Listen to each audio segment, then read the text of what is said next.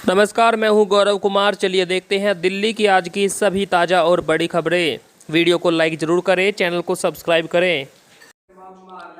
दिल्ली में बिना कार्ड वालों को 282 स्कूलों में मिलेगा राशन। बिना राशन कार्ड वालों को दिल्ली सरकार उचित दर की दुकान से नहीं बल्कि स्कूलों से ही राशन बांटेगी। यह राशन हर महीने 10 लाख लोगों में वितरित किया जाएगा। इसके लिए खाद्य एवं आपूर्ति विभाग ने 282 स्कूलों की सूची जारी की है। सुप्रीम कोर्ट का आदेश है कि बिना राशन कार्ड वालों को भी मुफ्त राशन दिया जाना चाहिए। हालांकि कोरोना काल में दिल्ली सरकार ऐसे लोगों को स्कूलों से मुफ्त राशन भी बांट रही थी। दिल्ली में बारिश होने से बदला मौसम का मिजाज। दिल्ली में बारिश से मौसम का मिजाज बदल गया है। कल दोपहर में हुई हल्की बारिश से लोगों को गर्मी से राहत मिली। एक दिन पहले भी दिल्ली समेत समूचे एनसीआर में बूंदाबांदी हुई थी। मौसम विभाग ने अगले 36 घंटों के भीतर दिल्ली एनसीआर में हल्की से मध्यम बरसात होने का अनुमान लगाया है। दिल्ली में आज का अधिकतम तापमान 34 डिग्री, न्यूनतम 27 डिग्री सेल्सियस रह सकता है। तो दोस्तों, अगले 1-2 दिन और ऐसे ही बारिश देखी जाएगी दिल्ली के अंदर। अब रैन बसेरों में नियमित मिलेगा खाना, भोजन वितरण अभियान हुआ शुरू। मुख्यमंत्री अरविंद केजरीवाल ने रैन बसेरे में रहने वाले बेघर लोगों के लिए भोजन वितरण अभियान का शुभारंभ किया है। इस भोजन वितरण अभियान में अक्षय पात्रा संस्था दिल्ली सरकार को मदद करेगी। मुख्यमंत्री ने कहा कि जिनके अपने घर नहीं होते उनके लिए रैन बसेरे एक बहुत बड़े आश्रय होते हैं। रैन बसेरे में रहने वाले गरीब लोग किसी भी पार्टी को वोट बैंक नहीं हैं। कोई भी सरकार आ जाए वो इनकी ओर ध्यान नहीं देती। वर्चुअल क्लास के लिए बच्चों को फ्री में लैपटॉप दे रही सरकार। इन दिनों सोशल मीडिया, व्हाट्सएप, फेसबुक वगैरह पर एक मैसेज तेजी से वायरल हो रहा है जिसमें दावा किया गया है कि कोरोना वायरस की वजह से बच्चे स्कूल नहीं जा पा रहे हैं। इसीलिए शिक्षा मंत्रालय सभी बच्चों को वर्चुअल क्लास के लिए मुफ्त में लैपटॉप बांट रही है। इस पर पीआईबी फैक्ट चेक ने कहा कि यह मैसेज पूरी तरह से फर्जी है। सरकार की ऐसी कोई योजना नहीं है। इस मैसेज को शेयर ना करें, ना ही ऐसी वेबसाइटों पर व्यक्तिगत जानकारी साझा करें।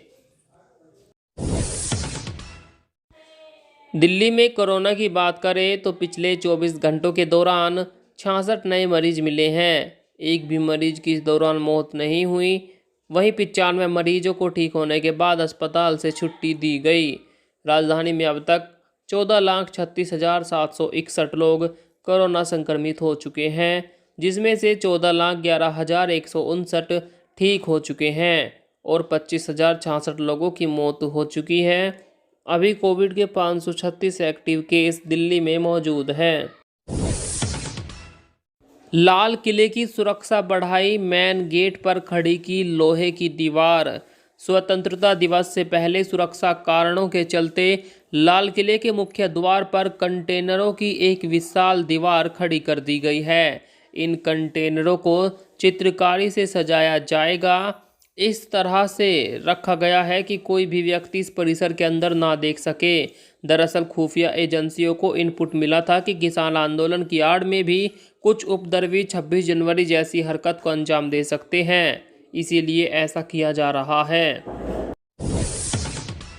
फिर महंगाई की मार, अंडा और चिकन होगा इतना महंगा। आम आदमी को महंगाई की मार पड़ने वाली है। अगले महीने अंडे और चिकन की कीमतें 20 से 25% तक बढ़ सकती है। इसके पीछे मुर्गी पालन और अंडे के उत्पादन में लागत बढ़ने का हवाला दिया जा रहा है। इसके जुड़े कारोबारियों की माने तो चिकन फीड की कीमतें दोगुनी हो गई है। पोल्ट्री फार्मिंग करने वाले किसान सोयाबीन और मक्के के बढ़ते भाव से परेशान हैं। मुर्गियों को खाने में सोयाबीन और मक्का सबसे ज़्यादा दिया जाता है। इनकी कीमतें बढ़ गई हैं, इसीलिए अब चिकन और अंडे की कीमतें भी भारी बढ़ोतरी के साथ दर्ज की जाएगी। अब गाँव के स्कूलों में भी होगा इंटरनेट से पढ़ाई। सरकार गांव की स्कूलों में ऑनलाइन पढ़ाई के लिए समग्र शिक्षा योजना के तहत इंटरनेट पहुंचा रही है। इसके अंतर्गत गांव के तकरीबन 15 करोड़ 60 लाख छात्रों को इंटरनेट की सुविधा दी जाएगी। सरकार ने समग्र शिक्षा स्कीम को आगे बढ़ाने की मंजूरी दे दी है, जो अगले 5 साल तक जारी रहेगी। हर साल इन बच्चों को 6,000 रुपये ट्रांसपोर्ट इंसेंटिव भी मिलेगा। कुछ सालों में गांव के स्कूलों में भी स्मार्ट क्लास लगेगी।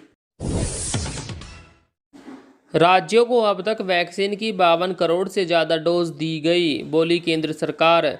राज्यों और केंद्र शासित प्रदेशों को अब तक कोरोना वैक्सीन की 52 करोड़ 37 लाख से ज़्यादा खुराक दी जा चुकी है। केंद्रीय स्वास्थ्य मंत्रालय ने इसकी जानकारी दी। मंत्रालय ने बताया कि 8,99,260 टीके उपलब्ध कराए जाने की प्रक्रिया चल रही है। राज्यों, यूनियन टेरिटरी और प्राइवेट अस्पतालों के पास 2 करोड़ 42 लाख से अधिक वैक्सीन अभी भी मौजूद है। देश में कोविड टीकाकरण का नया चरण 21 जून से शुरू हुआ था। ईरानी गैंग के 5 आरोपी गिरफ्तार, सीबीआई का अधिकारी बताकर करते थे ठगी।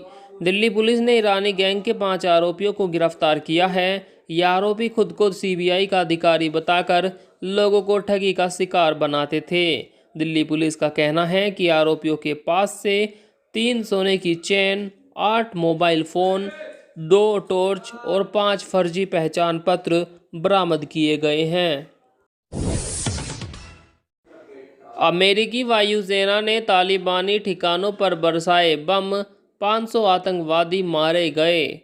अफगानिस्तान में सेना और तालिबान के बीच संघर्ष जारी है। इसी बीच अमेरिकी वायुसेना ने शेवगर्न शहर में तालिबानी ठिकानों पर हमला कर दिया। वायुसेना के इस हमले में तालिबान को काफ़ी बड़ा नुकसान हुआ और उसके करीब 500 से भी ज़्यादा आतंकी मारे गए। इसमें बड़ी संख्या में उनके हथियार और गोला बारूद भी नष्ट हुए हैं। इसकी जानकारी अफगानिस्तान के रक्षा मंत्रालय के अधिकारी फवाद ने अपने ट्वीट में दी। कांग्रेस के निशाने पर पीएम केयर्स फंड, बताया झूठ और भ्रष्टाचार का ब्लैक होल। कांग्रेस ने प्रधानमंत्री केयर फंड की फिर आलोचना की है। पीएम केयर्स की वैधता को चुनौती देने वाली सुप्रीम कोर्ट में एक याचिका के बारे में मीडिया रिपोर्ट का हवाला देते हुए कांग्रेस ने ट्वीट किया, पीएम केयर फंड झूठ, सार्वजनिक धन और भ्रष्टाचार का ब्लैक होल है। पीएम केयर एक सार्वजनिक धर्मार्थ ट्रस्ट है जिसे 27 मार्च 2020 को दिल्ली में पंजीकृत किया गया। विपक्ष इसके आरटीआई और सीएजी के दायरे से बाहर पर आलोचना करता रहता है। बीजेपी राष्ट्रीय अध्यक्ष जेपी नड्डा ने कहा, कोरोना की तीसरी लहर के लिए प्रशिक्षित होंगे बीजेपी के 4 लाख स्वयंसेवक। बीजेपी के करीब 4 लाख स्वयंसेवकों को कोरोना की संभावित तीसरी लहर के लिए फ्रंटलाइन वर्कर बनाया जाएगा। पार्टी के राष्ट्रीय अध्यक्ष जेपी नड्डा ने इस संबंध में उन्हें प्रशिक्षण देने की बात भी कही है।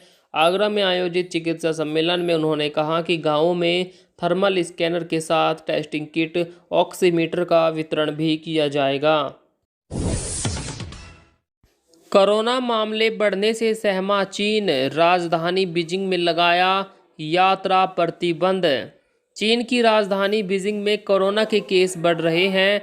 इस कारण सरकार ने इस क्षेत्र में यात्रा प्रतिबंध लागू किया है। इसके अनुसार मध्यम या उच्च जोखिम वाले क्षेत्रों के लोग जो बीजिंग लौटने की योजना बना रहे हैं, उन्हें हवाई रेलवे सेवाओं के लिए टिकट खरीदने से रोका जाएगा। इन लोगों को स्वास्थ्य कोड दिए जाएंगे। जिन्हें हरे रंग का कोड दिया जाएगा उन्हें बीजिंग आने की अनुमति होगी।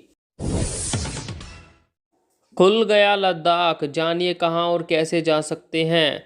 लेह लद्दाख घूमने वालों के लिए खुशखबरी है। लद्दाख प्रशासन ने देश के पर्यटकों के लिए नियमों में ढील दी है। अब सुरक्षित इलाकों के लिए इनर लाइन परमिट की ज़रूरत नहीं होगी। सुरक्षित इलाकों के कुछ स्थान भारत चीन सरहद के फॉरवर्ड पोस्ट से नज़दीक पड़ते हैं। कुछ स्थानों के लिए कागजी कार्यवाही की ज़रूरत होगी। वहीं कुछ इलाकों में घूमने के लिए 300 रुपये का पर्यावरण शुल्क और 100 रुपये का रेड क्रॉस शुल्क देना होगा।